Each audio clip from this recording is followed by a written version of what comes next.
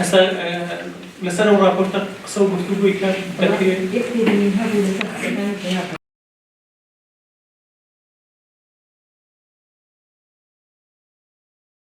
بە مەبەستی فراوانکردنی چالاکیەکانی کۆنگرەی نەتەوەیی لە باشووری کوردستان و هەڵوێست وەرگرتن یان فراوانکردنی چالاکیەکان لە بەرامبەر پلانگێڕی دوژمنان و دووبارە باسکردن لەو دۆخە گەرمانەی لە ناوچەکە ڕوودەدات بە تایبەت لە دوای هێرشی داگیرکاری دەوڵەتی تورکیا و سەرکەوتنی گارە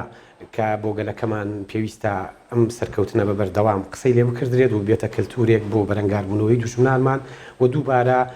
لەسەر تەواوی ئەو ڕووداوانەی کە لە باشووری کوردستان لە ئێستادا هاتوونەتە پێش